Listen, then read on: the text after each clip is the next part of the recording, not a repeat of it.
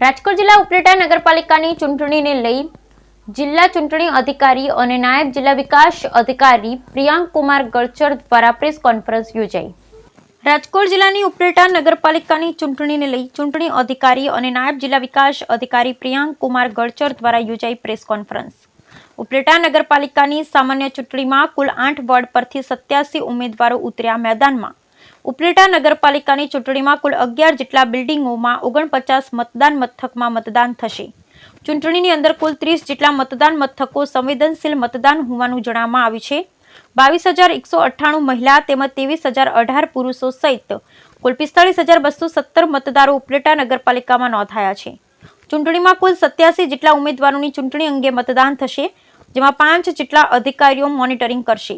16 ફેબ્રુઆરી રવિવારના યોજાનાર મતદાનને લઈ મામલતદાર તેમજ જિલ્લા વિકાસ અધિકારી દ્વારા મતદાન માટેના સ્ટાફને રવાના કરવામાં આવ્યો।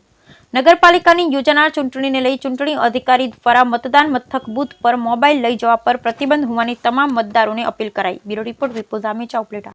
ઉપલેટા નગરપાલિકા સામાન્ય ચૂંટણી 2025 આવતીકાલે આપણે કુલ 8 વોર્ડ અને 31 બેઠક માટે મતદાન થવાનું છે। મતદાનનો સમય સવારે 7 વાગ્યાથી લઈ અને સાંજે 6 કલાક સુધી નિર્ધારિત કરવામાં આવેલ છે। સૌ ઉપલેટાના નગરપાલિકાના મતદારોને વહીવટી તંત્ર તરફથી વધુમાં વધુ મતદાન થાય અને લોકશાહીનું જે આ પર્વ છે એમાં આપણે સૌ સહભાગી બનીએ એવી મારી ખાસ સૌને વિનંતી। આપણા ઉપલેટા નગરપાલિકામાં કુલ 11 મતદાનના લોકેશન છે અને 49 મતદાન મથકો છે। સર્વ પ્રકારની તૈયારીઓ અમારા દ્વારા કરી લેવામાં આવી છે। આજે તમામ ચૂંટણી પર ફરજ પરના કર્મચારીઓને અહીંયાથી બૂથ પર મોકલવામાં આવશે। એમની સાથે જરૂરી તમામ સાહિત્ય, ઈવીએમ બધું જ અહીંયાથી ડિસ્પેચ કરી અને આજ સાંજ સુધીમાં પોતાનું બૂથ સંભાળી લે એ રીતની વ્યવસ્થા અમારા દ્વારા કરવામાં આવેલ છે। મતદાન માટે જરૂરી રાજ્ય ચૂંટણી પંચ દ્વારા ચૂંટણી કાર્ડ સાથે અન્ય 14 પુરાવા, જે આધાર કાર્ડ છે, ડ્રાઇવિંગ લાયસન્સ છે, એવા 14 પુરાવાઓ સાથે રાખી અને મતદાન કરી શકે છે।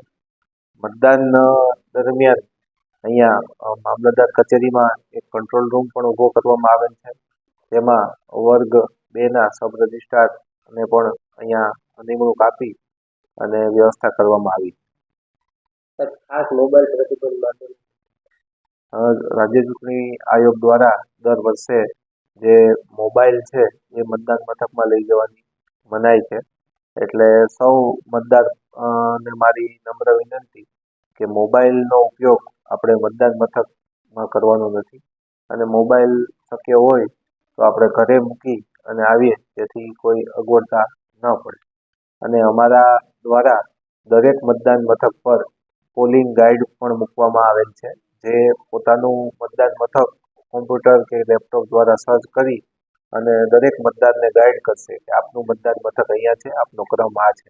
એટલે સરળતાથી ઝડપથી મતદાન થાય અને લાંબી લાઈનને આપણે નિવારી શકીએ।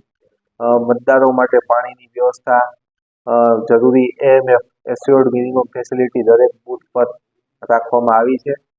તેમ છતાં પણ અમારા દ્વારા અત્યારે તમામ બૂથની વિઝિટ લઈ અને કાંઈ પણ જો બાકી હોય તો કરવામાં આવનાર